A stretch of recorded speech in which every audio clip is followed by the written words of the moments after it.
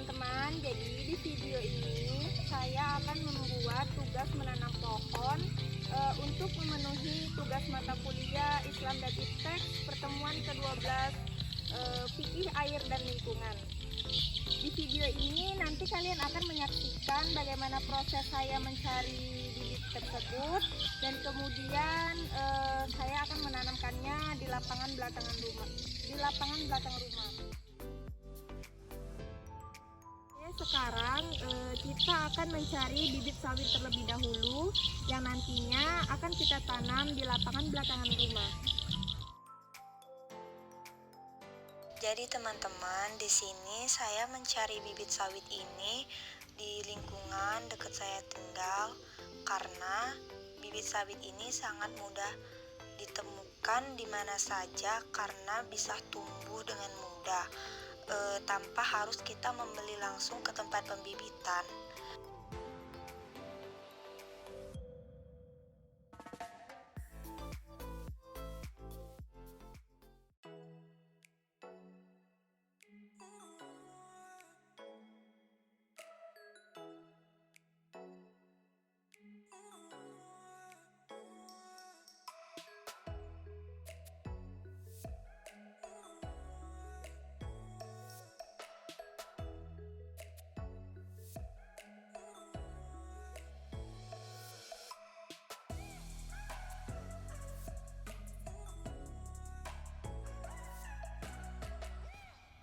Selanjutnya, kita tinggal pilih saja mana sekiranya yang mudah untuk kita cabut dan kita tanamkan kembali.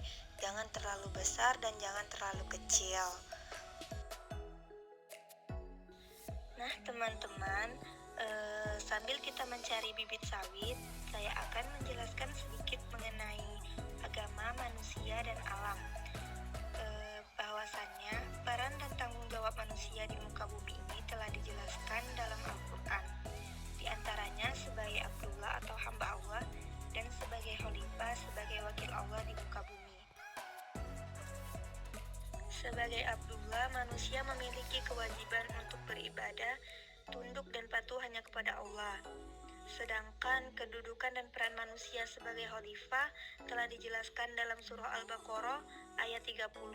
Peran manusia sebagai khalifah ialah menjaga bumi dari semua hal yang dapat mendatangkan kerusakan, seperti eksploitasi alam secara berlebihan, penggundulan hutan, membuang sampah sembarangan, dan lain-lain. Sebagai khalifah, manusia harus berusaha untuk mengolah dan membudidayakan bumi untuk kesejahteraan umat manusia, serta menjaga kelestariannya. Jangan sampai bumi hanya dikuasai dan dinikmati oleh segelintir orang yang serakah dan merusaknya.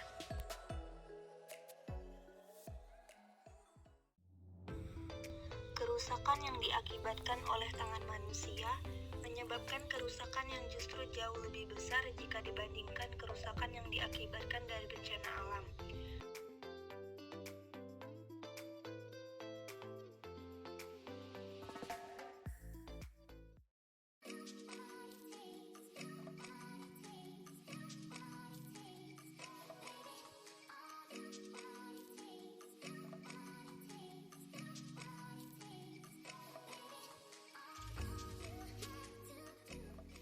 Sekarang aku udah punya bibit tanaman sawit.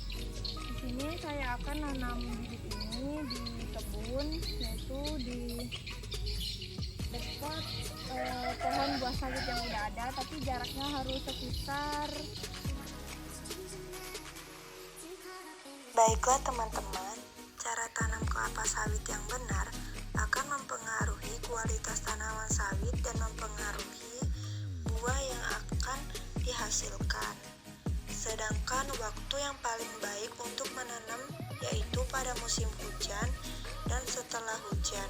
Hal ini dimaksudkan agar cukup air untuk tumbuh.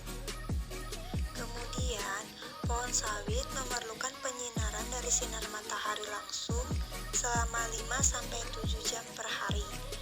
Dan curah hujan yang baik untuk pertumbuhan pohon sawit yaitu sekitar 1.500 sampai 4.000 mm per tahun. Tanaman sawit ini akan tumbuh dengan baik pada daerah dengan ketinggian 1.500 mdpl.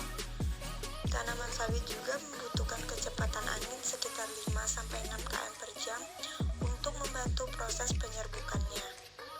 Untuk jenis tanah yang cocok untuk menanam sawit yaitu tanah yang mengandung lempung, tidak berbatu dengan pH 4-6. Tanah untuk menanam sawit harus memiliki aerasi yang baik dan subur. Untuk perawatannya bisa melakukan penyiraman 2 kali sehari setiap pagi dan sore. Oh iya teman-teman, kelapa sawit ini bukan hanya buahnya saja yang memiliki banyak manfaat, akan tetapi secara keseluruhan untuk setiap bagiannya mulai dari pelepah, daun hingga limbah cair yang dihasilkan dari pengolahan industri dapat dimanfaatkan loh, seperti sabut dan cangkang. Berikut ini beberapa manfaat dari kelapa sawit, yaitu yang pertama ada sebagai bahan pembuatan minyak goreng. Yang kedua, untuk bahan campuran dalam cat. Yang ketiga ada bahan campuran dalam proses pengolahan mentega. Yang keempat, kelapa sawit untuk membuat oli atau pelumas. Yang kelima, dimanfaatkan dalam pembuatan biodiesel. Jika Anda bisa mengolah kelapa sawit dengan cara kreatif, pasti akan menghasilkan sesuatu yang baru dan tentunya lebih menghemat pengeluaran dalam kegiatan industri. Terus yang keenam, bisa membantu mengurangi nyeri pada luka bakar.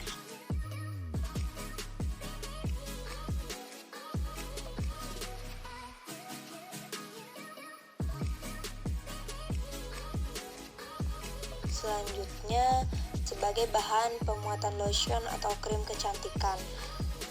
Minyak kelapa sawit bisa dicampur untuk beberapa body lotion atau krim yang digunakan untuk merawat kehalusan serta kesehatan kulit.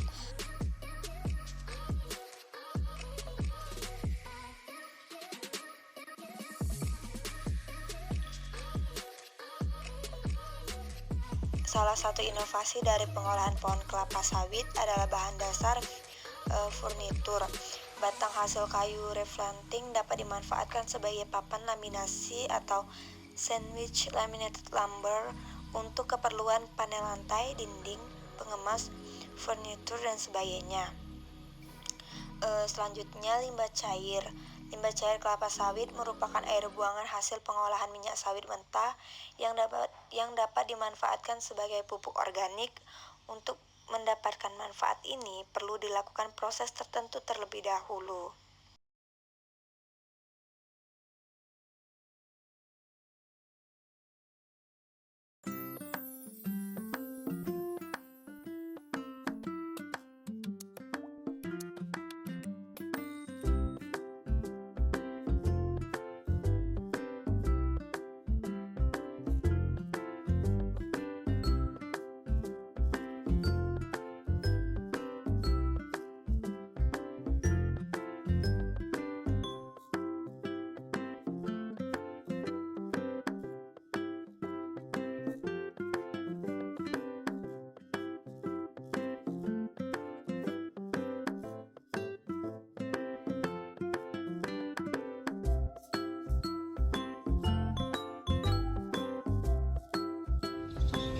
Oke, baiklah teman-teman.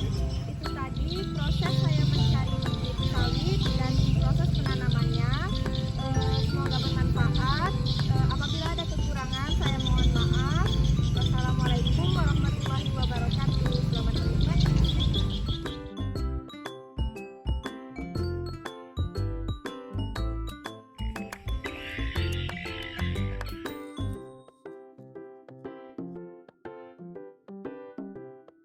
Baiklah teman-teman, itu tadi merupakan beberapa manfaat dari pohon kelapa sawit ini.